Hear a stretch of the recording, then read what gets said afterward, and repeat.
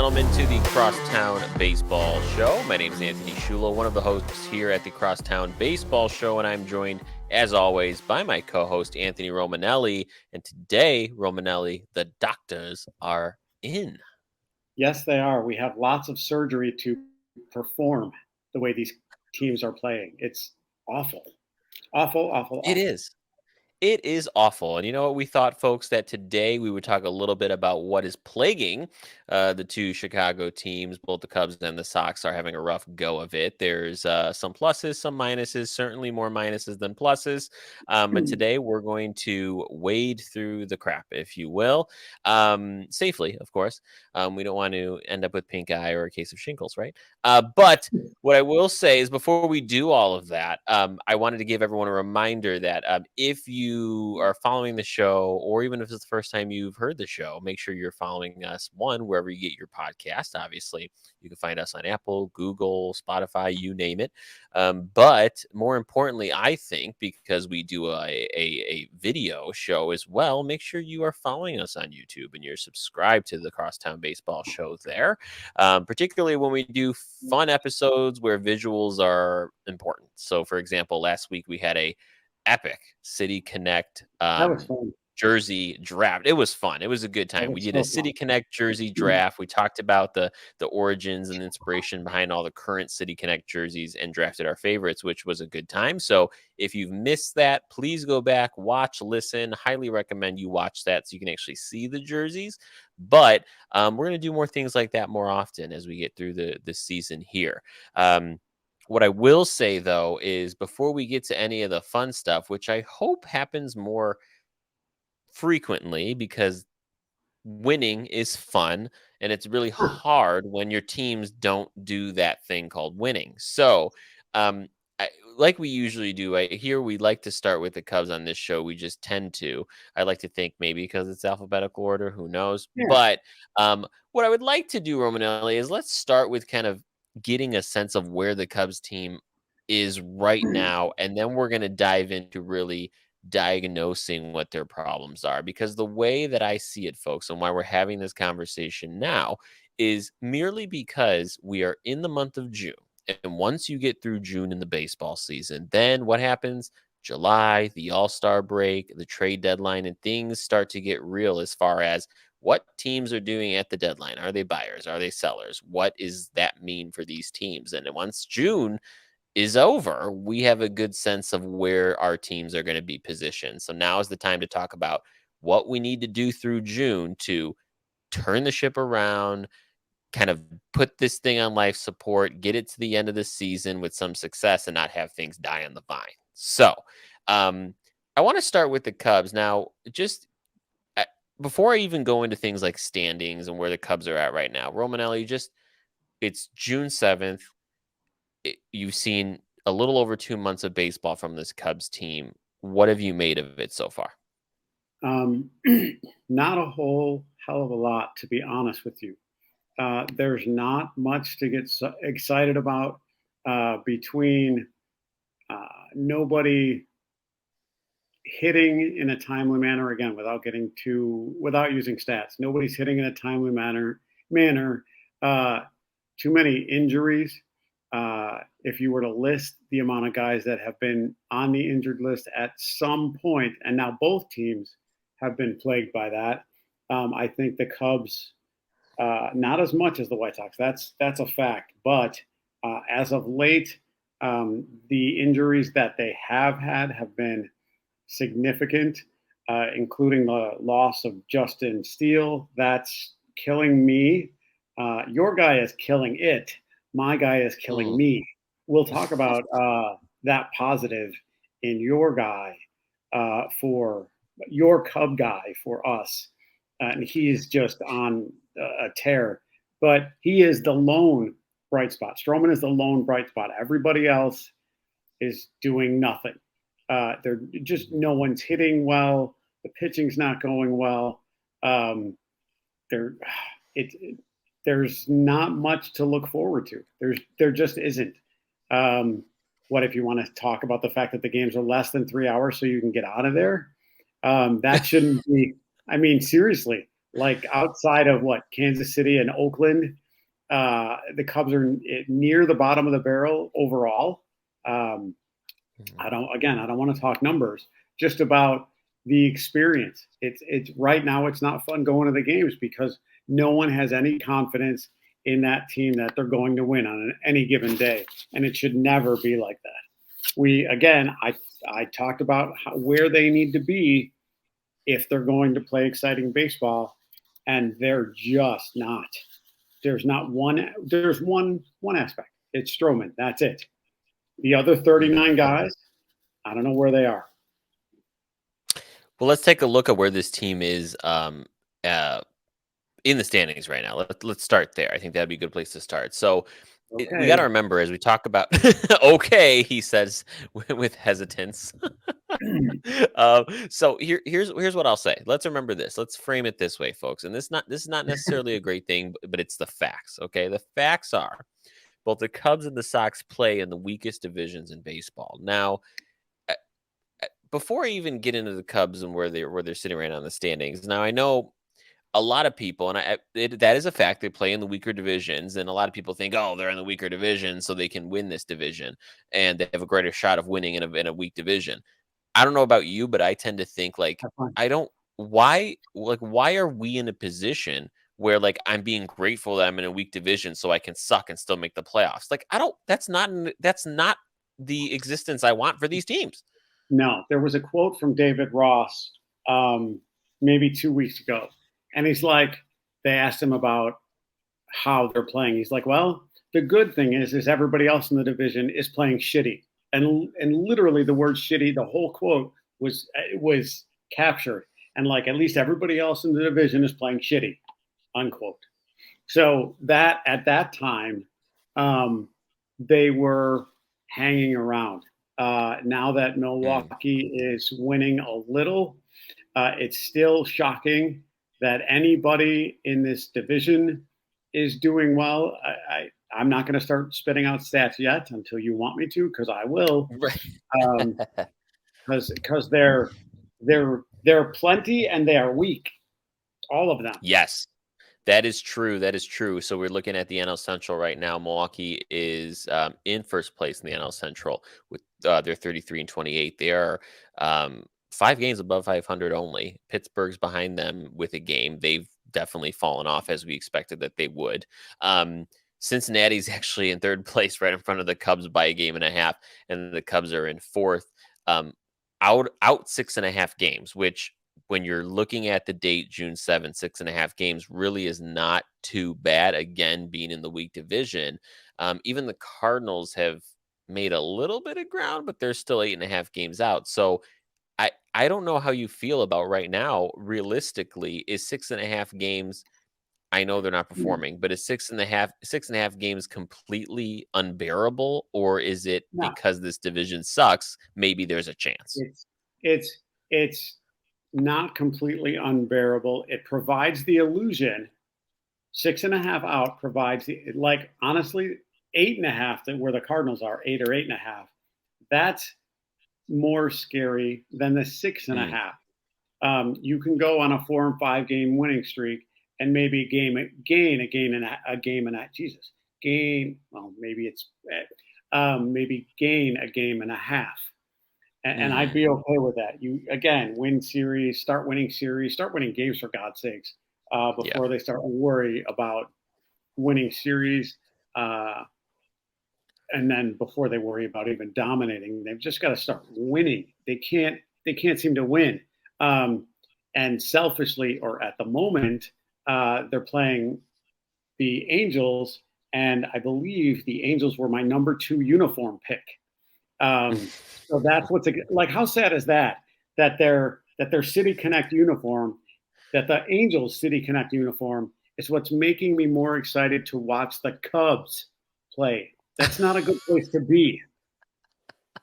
That's not a good place to be. God No, damn it! no, It's just it not. sure isn't. It sure Um, isn't. Oh, man. and that episode is going to go down as one of my favorites. I think that was way fun. Um, Oh, yeah, yeah. but there's nothing. And if I look at the schedule, every team is better than they are. Yeah, that's the scary part. That's the scary And they part. So have why don't we go ahead. why don't we go through that now that you bring it up? Let's go through that schedule. Let's walk through it and see what June looks like for the Cubs. Okay, I got you. So they're playing the Angels for 2 more. Then they've got San Francisco for 3. The Pirates after that, after the San Francisco series, they have the Pirates for 6 of the next 9 games. In between, they have the Orioles. Now, if you Eek. remember from earlier, I told you at the beginning of the year, the Orioles were my like dark horse, fun second team pick, and they're fun to watch. Pittsburgh Mm-hmm. is coming down as we expected, but the Orioles continue to do well. The Phillies are always tough. So, am I supposed to get excited for a weekend Cubs Cardinal series in the middle of June when both teams are fighting for the cellar? Normally, everybody loves Cubs Cardinals. The only thing that's exciting about that series, that will be, is that it's in London. Now, had I spent, let's say, 2 to 4 grand to get over to London, I don't know what that would have cost, and there are people that are going, but I Mm-hmm. would be beyond pissed to watch those two teams who are performing so poorly to get on a plane and go halfway across the world to watch them play. That is going to be the only reason to watch that weekend series. And the other sad part about that is it's only 2 games. To go all the way to London just to play 2 games is sad to me, especially in a sport where you play series at a time. At least because they're off the 22nd and 23rd. I would have cut that Pirates series, either one of those 3 game series, down to 2 to give St. Louis and the Cubs the 3 game series in London, the Cubs and Mm. Cardinals, the 3 game series in London. Because if you're trying to continue to make baseball a more international sport, which is hilarious because so few players, that's not true, but there's so many international players on any given major league squad that Mm-hmm. uh, it doesn't have the same appeal. It would still be cool to go to London and watch, but not watch teams of such poor caliber. It's just depressing as hell. And then they end with the Phillies and the Guardians.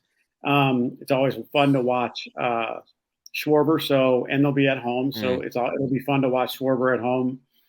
Cleveland does nothing for me, and except for Ancona, but outside of that, they do nothing for me. But um, I don't see them winning a series. That's that's interesting that you say that because that was going to be my next question was what is the how realistic is them for them to pull off any of these series? I would say right now if they have a chance to win any series, it's going to be maybe one of those Pirates series they'll pull That's a rabbit out of a hat, but that's a big if.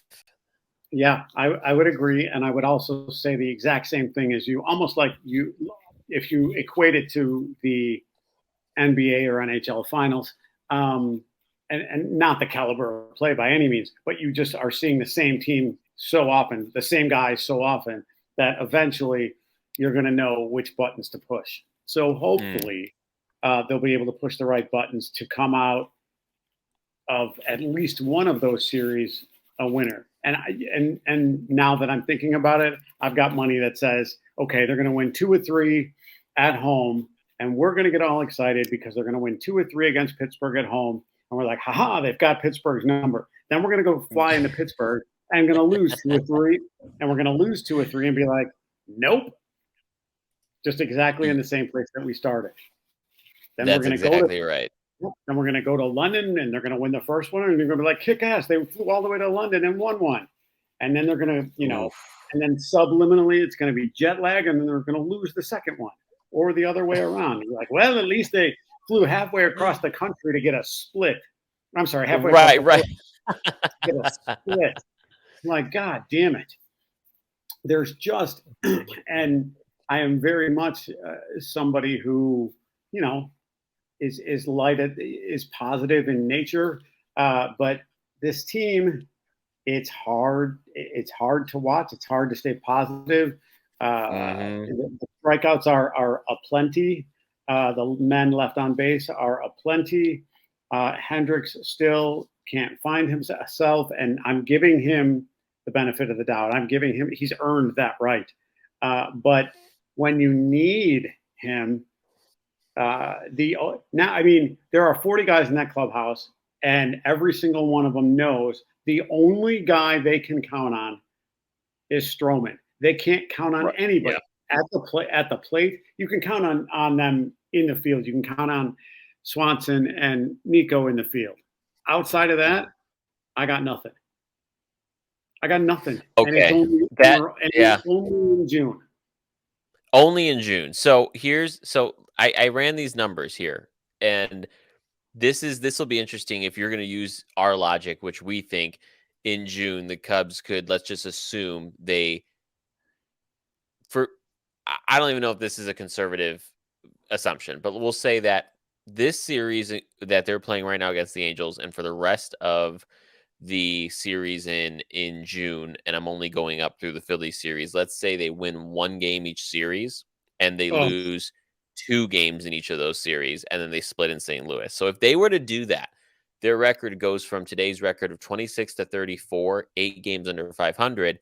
They would move to 33 and 47, 14 games under 500, if that if they is the only case for the win, rest of June. if they only win one game per series, They um, go 7 and 13 the rest of June. 7 and 13. hold on one second. Hmm. Well, I'm trying to figure out which eye would be better to keep.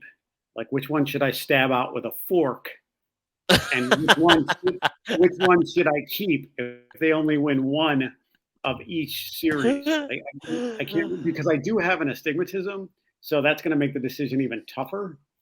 Um, God, like it's But this is the thing here though. ooh, This is the thing I here though, know is it. it go ahead. Go ahead. The So I said to you, yeah, David Ross is the 2 year short leash thing. If right. they're 14 games under 500 by the All Star break, I don't know that Ross makes it through the year. But If they're 14 or 15 games under 500 by the end, by the All Star break. Now they but get an does that interim. matter? They Yes. Here's why. Vibe, and that's it. They get an interim manager. While they get the interim manager, whoever it is, then they begin looking. Again, this is all projecting garbage. Like we have no clue. Maybe Mhm. they win two out of three, and all of a sudden Ross is manager of the month. Um, Right. but if they're 14 games out of 500, I'm sorry, if they're 14 games under, like good God. Because now if we start looking at statistics, just a couple, Mhm. Yeah. right now, right now, if we look at their record and their run differential, 4 out of the 5, fucking Milwaukee is 5 games over 500 with a negative 20 run differential. Cincinnati's in Oh, third place. jeez. Cincinnati's in third place under with 5 games under 500 and a negative 32 run differential. There's not a single team with a positive run differential in the entire NL Central. Not one. Not one. Yep. They Yep. are the only division in the National League. Actually, they're the only division in baseball that doesn't have a positive run differential. That's how bad they are. Oh, yeah.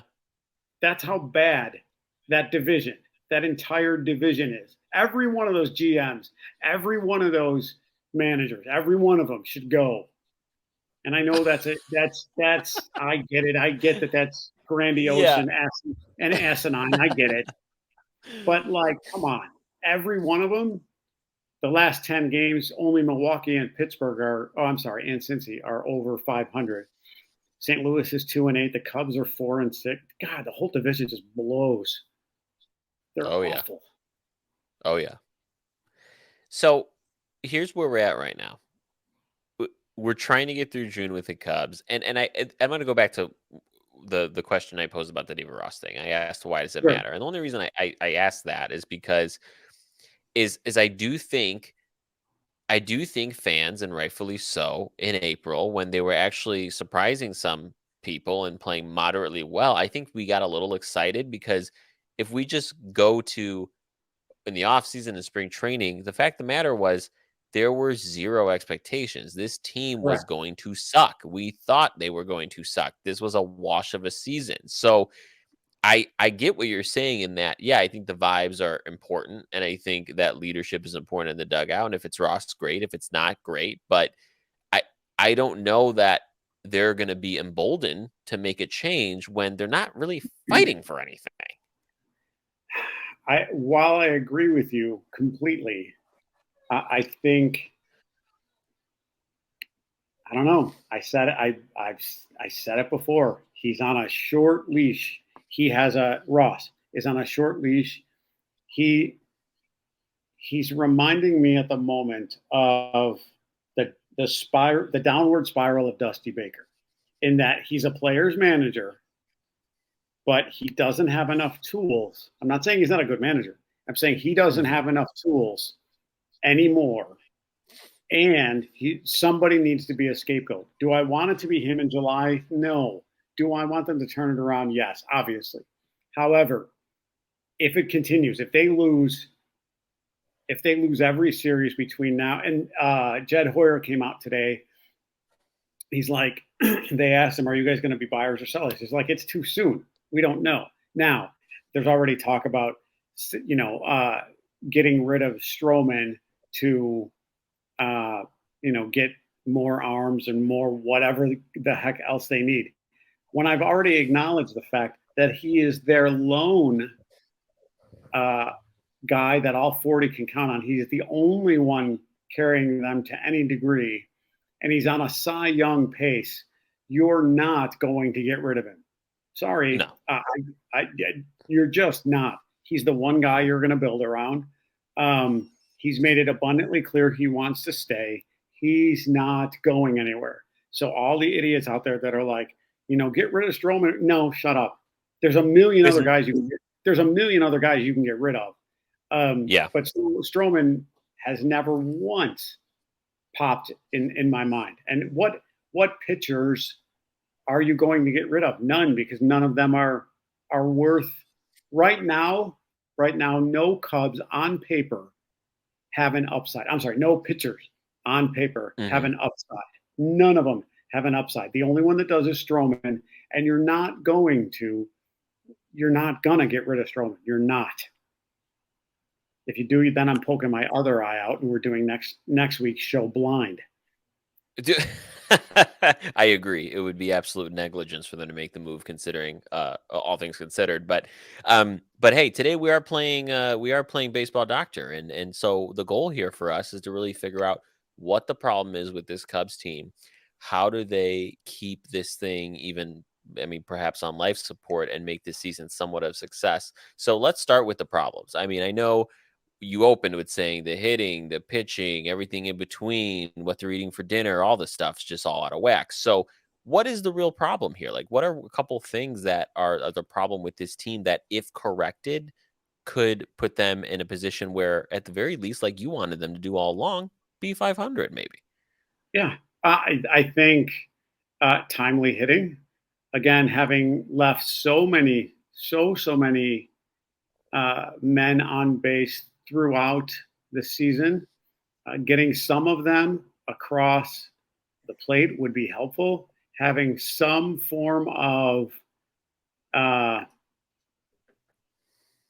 hitting consistency when your batting leaders are two people total. You've got Horner hitting 288 with the most runs at 32, and Wisdom with the most home runs in 14.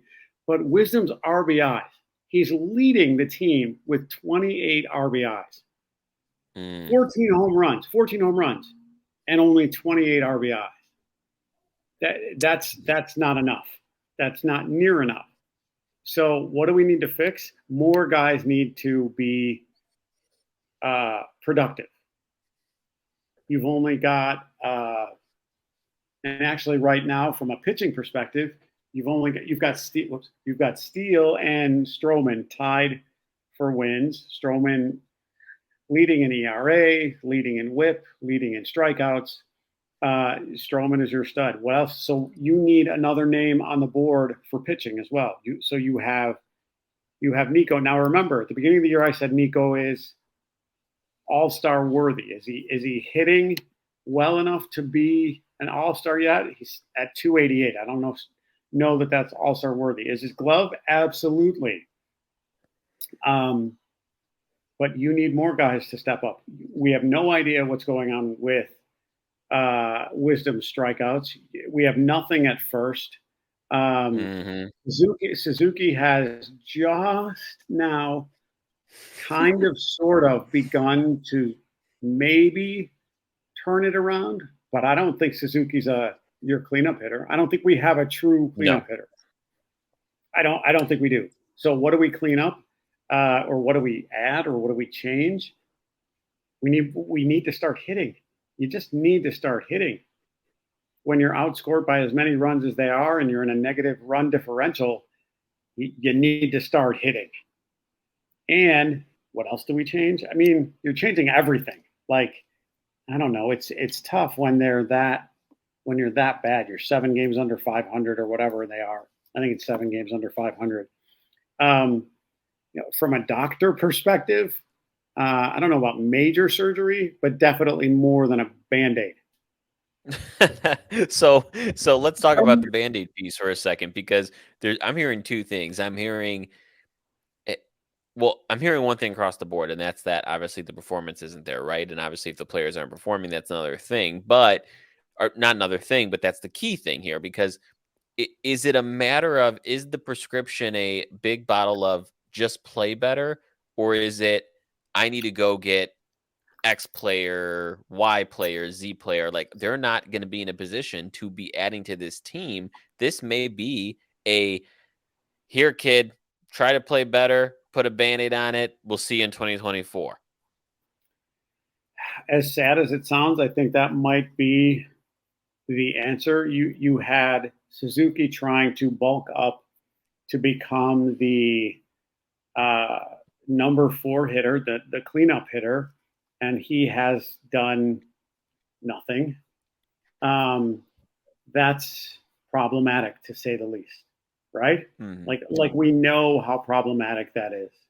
And when you look, I've said this before, no one on that team scares me to face. No one. At the beginning of the year, maybe Bellinger, when he was on that tear, was scary to face. When Morel was hitting out of his mind because nobody knew how to pitch to him, um, then like he was scary as heck, and he tied some records and all of that. But once they figured out Morel, now he and uh, what's his name, Wisdom, are just uh, swapping who's striking out more. Right? That's really all that's happening. So Right. It go ahead. yeah. Here's I want to mention what you mentioned about Suzuki is huge, and I've always felt this way where, and I don't see this as much maybe in the league now as it used to be, but in the case of Suzuki, he made that fundamental transformation of his body and put on all that muscle, and if I may remind folks. 2 years ago, Lucas Giolito on the South Side did the same thing with his body. And guess what? He did not have a great season after he did that. I mean, people don't realize that physiologically when you change your body and put on that much muscle you have to relearn some of your mechanics. You have to relearn how to handle all that muscle while you're playing the game. It's not just I'm going to buff up and then I'm going to start cranking homers here. There is a physiological mechanical part of that fundamentally changes, and I don't know that that may have been the right thing for Suzuki to do. In the time made it sound like a good idea, but now maybe not. Yeah, no. And I know it's way too early to throw in the towel, and I have no desire to do so. Uh, Hmm. but I'm having a hard time buying. any of the Cubs having the passion that they had at the beginning of the year. I don't see the fire in their eyes. I don't see the only one I see with the extra hustle, honestly, is Horner. He just seems to have it naturally. Um, Outside of that, I don't see much. I just don't. And it's They had it. They had yeah, it in April. they- They had that yep, edge. They played with it. You could tell. yeah. And you were excited to see, okay, who's coming up next and what's Swanson going to do. And when Swanson's talking about how the vibe at Wrigley blows the vibe in Atlanta out of the water, that this is the best place to play. These guys aren't playing like it's the best place in the country to play, the best place in Major League Mm. Baseball to play. Um, Horner is ecstatic and has said so, that he loves playing there, and that's why he signed. Stroman is ecstatic for playing there, and that's why he signed. Now, what's most interesting to me is if vibe and performance go hand in hand, look who your number one pitcher is. Look who's leading and hitting. They love the vibe. They love the game. They are up here level wise right now. No one else is. No one. Excuse me. Swanson started that way, but he hasn't been able to sustain it, and that's hard to watch because I still think that guy's a leader. I do, but it's hard to watch when he's not performing the way he should be, especially as the middle infielder when all eyes are on you at all times. He needs to be stronger. He needs to hit more. He needs to move guys over more. He needs to take more walks. He needs to be the cheerleader in the clubhouse. He needs to be the voice on the field. Um, Excuse me. I'm not seeing that. I'm just not right now. So what's the solution, Dr. Romanelli? Are they going to do something, or are we just going to just put our hands in the air and say, you know what, it's a wash on 23? Dare I quote Jed because I can't stand him. Um, yeah, so I won't quote him. It's not a wash yet. It's not, but they need to start winning. Their slogan for the year is next starts here. Okay. Their slogan from today forward needs to be next starts now. Like no Yeah. more waiting. Like next starts right flipping now. Like right swear word now. That's what it needs to be right now. Right now. At starting at 8:38, starting at 8:38 Central Time needs to be right now. So exactly 1 hour from now. And now it's 7. Oh, you're giving them an hour to prepare. That's nice of you. Yeah. Yeah, thanks. Oh, I do that's what I can. fantastic. Hey, Next you know, starts. you just Next needs to start now. Okay, on to the White Sox. I've had my time. oh that no that I mean it's only slightly better on this side of town, folks, because By now one game. again we're by yeah right. So again, we are talking about teams through June here. So talking about what the White Sox have ahead of them in June, where they're at right now, diagnosing some problems, prescribing some solutions. That's the agenda today. So, what are you thinking about? The vibe. The White Sox vibe since sorry, I shoved a Reese's peanut butter cup in my mouth. Since Hendricks came back, the vibe seems to be better. Yes. It just does, Yes. and rightfully so. Like, hats off to him for beating cancer and my God, pitching 2 games and then the whole, not only pitching but winning on National Cancer Day. That's definitely a feel good story. Um, if they can continue to ride that out to the All-Star break, let's see where they are. I think Yeah. they have more internal. They have more of an internal spark in their vibe. You can even hear it in Grafal in his press conferences in the last couple days. You really can. Oh And yeah. I don't know what they've done their last 10, but I want to say they're 6-4, but I'm not 100% sure. But I think that there's a little bit of a change with the White Sox. The Cubs have just, I don't know. But there's a little bit of an edge to the White Sox right now. Is it sustainable? No idea. But I think there's something there because Yeah. every time I turn on the news, they're starting with the Sox now, and it's because of they are, and it's and Yeah. this Chicago's a Cubs town, all that sort of stuff. And even though the teams are only one game apart record wise, uh, there's just a different feel to the White Sox right now. Yes, I could not agree more. It's definitely gotten better. That vibe is there. It kind of reversed in April. They did not have that where the Cubs did, and now they've kind of traded spaces here. Now, if you look at where the Sox sit right now in the AL Central, they are in fourth place. They are now they are 6-4 in their last 10, by the way. So you were right there, 6-4 in the last 10. They swept the Tigers over the weekend. It was their first sweep of this season. So they are starting to piece some things together. Now, here's the thing. We're going back to the main point of our weak divisions that we have in the central divisions. It is June Yeah. 7th, and they're 4.5 games out. That is extremely doable to surpass that or overcome that just this month if they're playing Oh, well. easily, easily. So so I mean, there's absolutely a path forward here. Now we'll talk about some of the problems in a moment that still kind of persist with this team. But here's an interesting. This was the thing I had mentioned before we started recording that I think you would find very fascinating with kind of the state of the AL Central right now. So if you were to go, folks, to the standings right now and take a look at them visually, let's go to the AL East. Okay. AL East, we know there's 5 teams in the AL East. Tampa Bay leads that division with 44 wins, 19 losses. Boston's in last with 31-30 record. The Minnesota Twins are in first place in the AL Central with a 31-30 record. Okay. They are in first place and share a record with the team that's in last place in the AL East. So, what you could do literally is put the AL East team here stacked on top of the AL Central teams.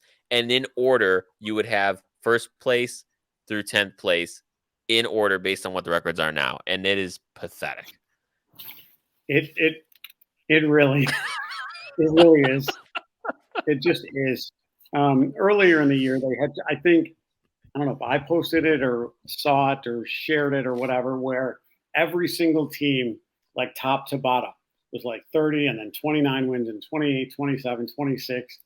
It was incredible. Yeah, it's just not fun. And what's interesting to me is from a baseball perspective, the whole world is riding high because games are under 3 hours. Yeah, well, the product sucks.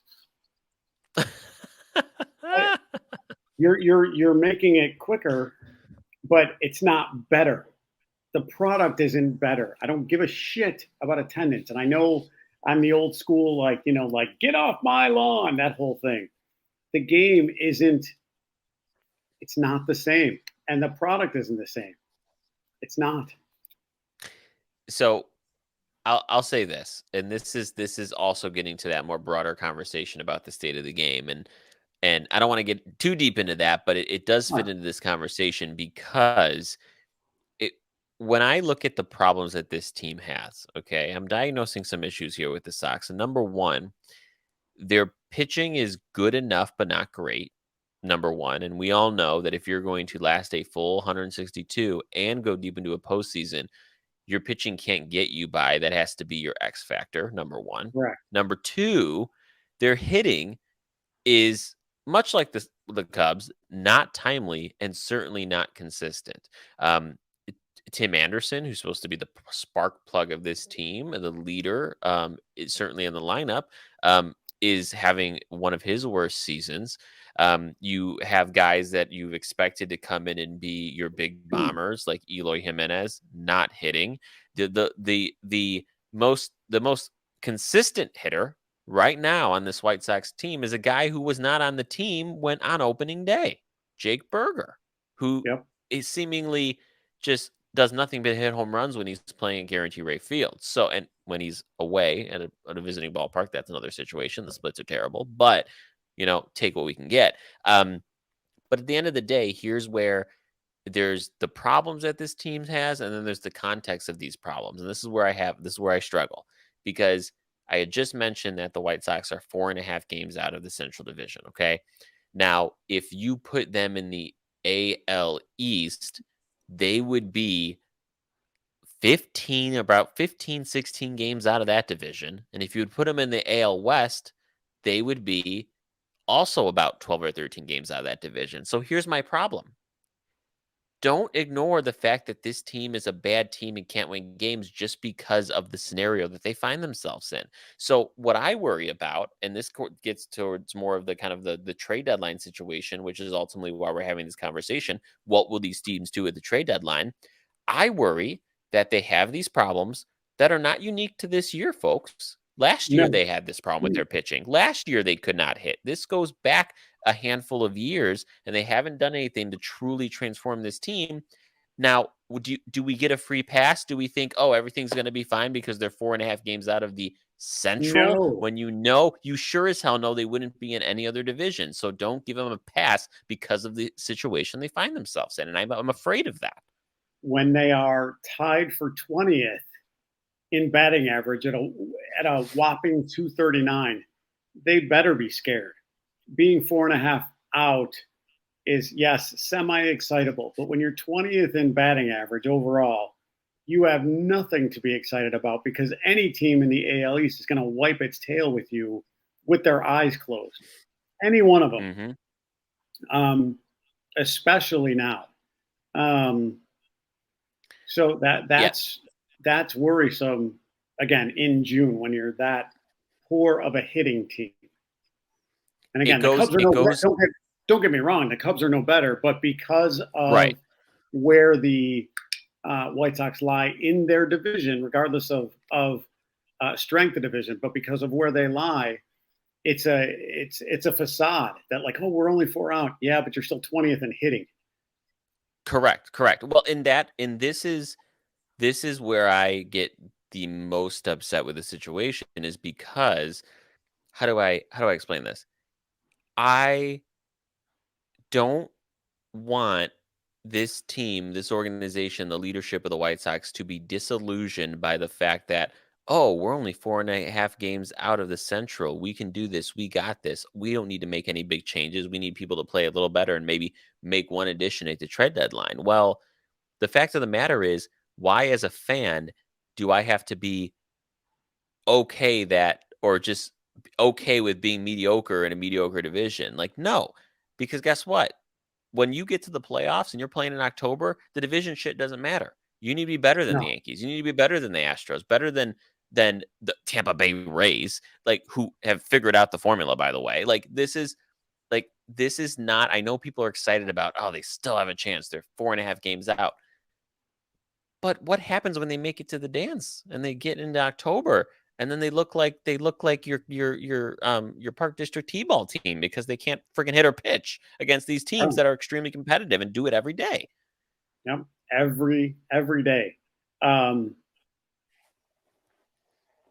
yeah, yeah. As I look at the entire AL standings, that I don't see them again. Almost the same as the Cubs. Who are they going to scare? Who are they going to scare with a negative 46 run differential? Who are they going to scare again? Now, I said that vibe has changed a little bit.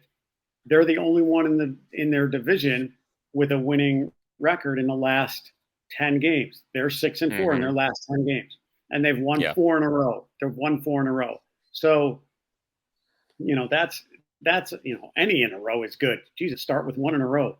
But when you've won 4 in a row, that's something to build on. Like you would talk, okay, what are the Cubs going to change? Well, there's a slew of things. With the White Sox, at least beginning to win, they're above 500 at home. That's a start. That's a start. Build on that. Build on that. Build on the crowd. Build on what you can to get them going. But as I look, like you said, the AL East, good God, every single one of them is over 500. The AL Yeah. West, Bochy is coaching out of his mind. They're pitching out of their mind. They're 8-2 in their last 10.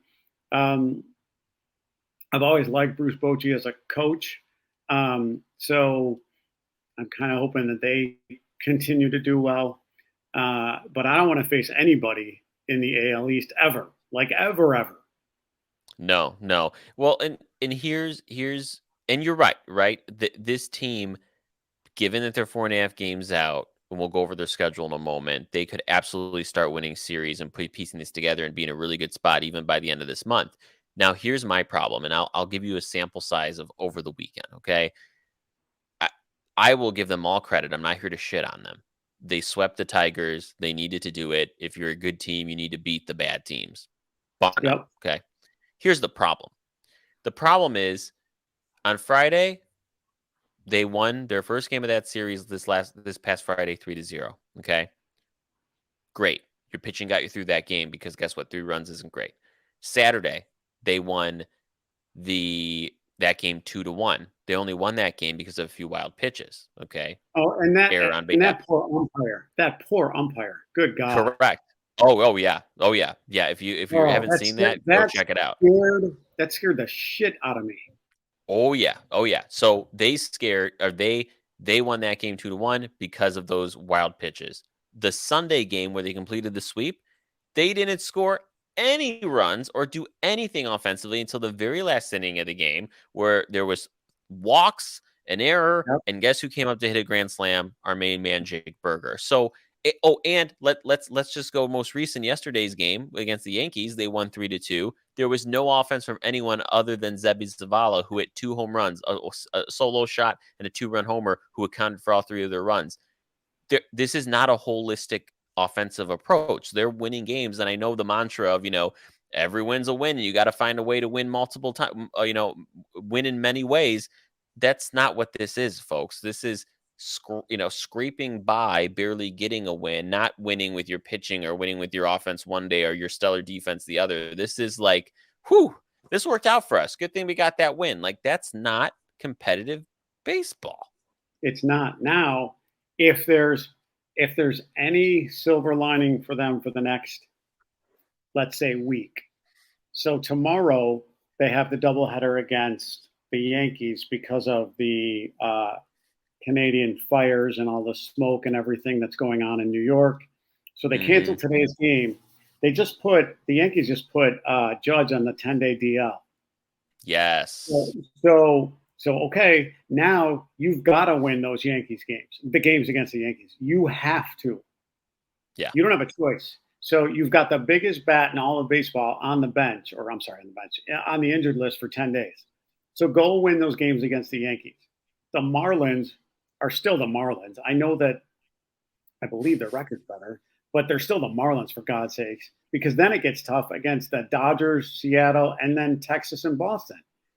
Yeah. And the Angels, and let's not forget how the Angels embarrassed the Sox when they were home when they visited us here at Southside about a week ago. So Yep.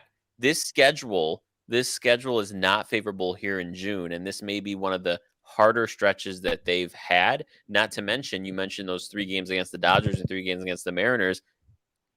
There at the West Coast, right? That's another dynamic. And if we know anything about our Cubs and Sox teams, they forget how to play baseball once they cross the Rockies. So I don't know what the hell. I don't know.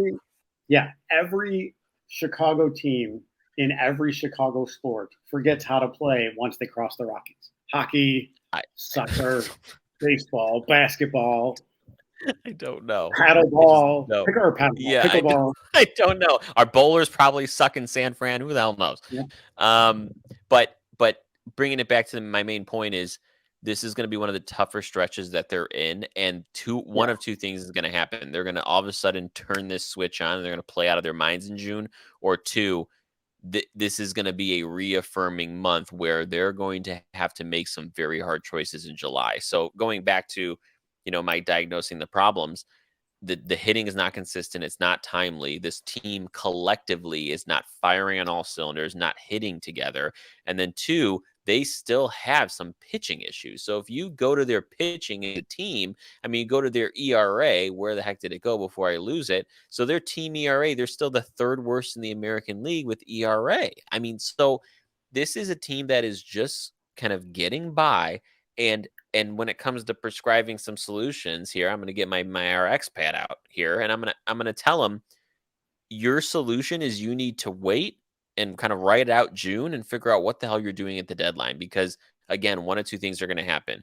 You're going to be 4-3, 2 games out in a shitty division where you're going to have to add a player to reinforce this team, maybe 1, 2, or 3 players, or you just ride with what you got and kind of hope it works out. And quite frankly, I don't love either of those options.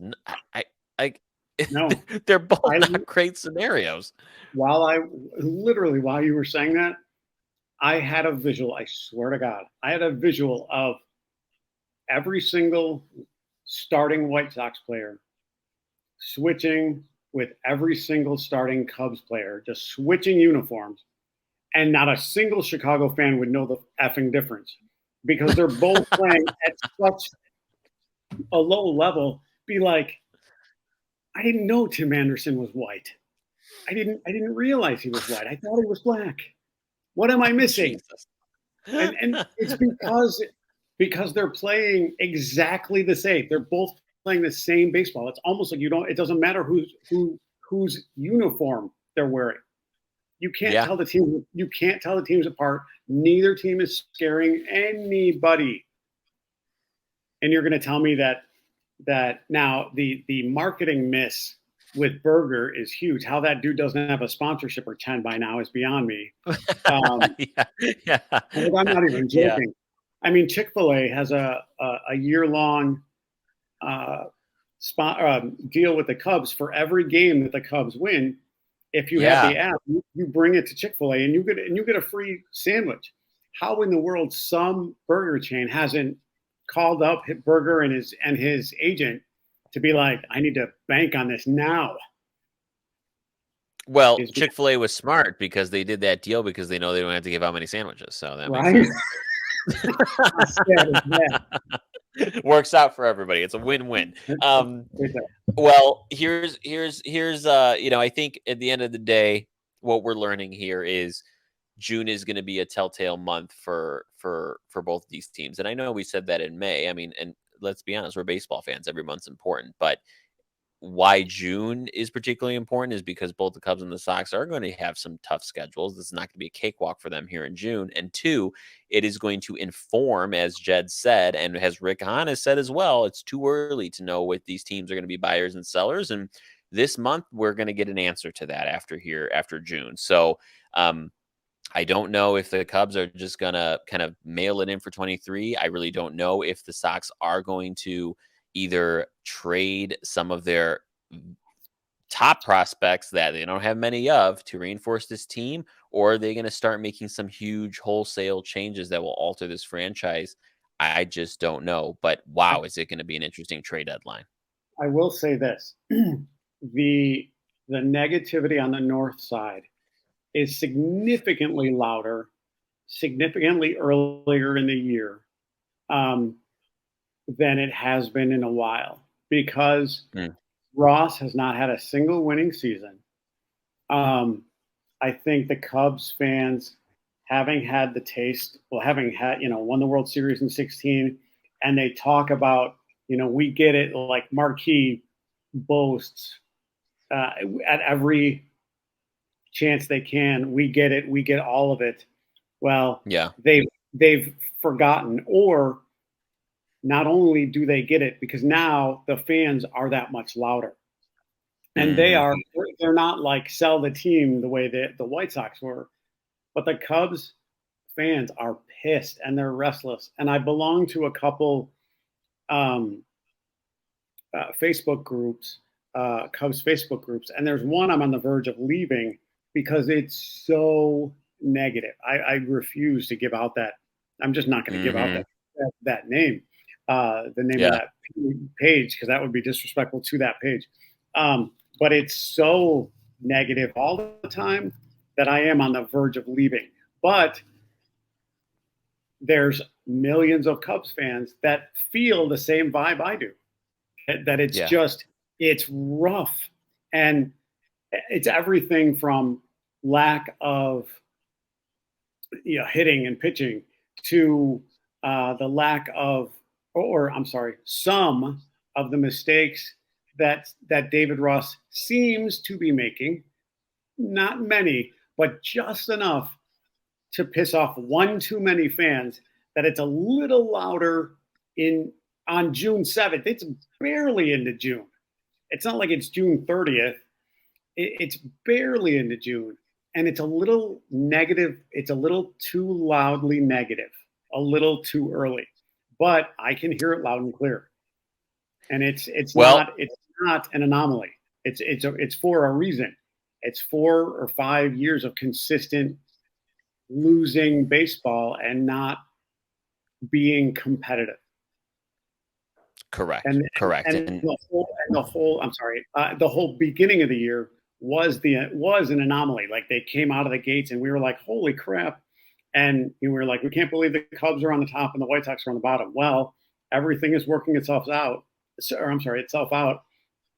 The White Sox, again, though in a weak division, have a more positive vibe right now overall than the Cubs do. It's just too early for the Cubs faithful to be as loudly negative as they are. you're right. You're right. And hey, the frustration, the disgruntled vibe, it's loud and clear. And folks, as we get through June, I have a sense that it may very well get louder, unfortunately. Me too. Folks, thanks for joining us today on the Crosstown Baseball Show. And hey, thanks for playing doctor with us as we figure out what the hell's going on with these teams. We will bill your HMO, just a heads up. Yes. But but thanks for joining us this week, folks. We will be back next week for more Cubs and Sox baseball. Until next time, go White Sox. Go Cubs. Take care, everybody.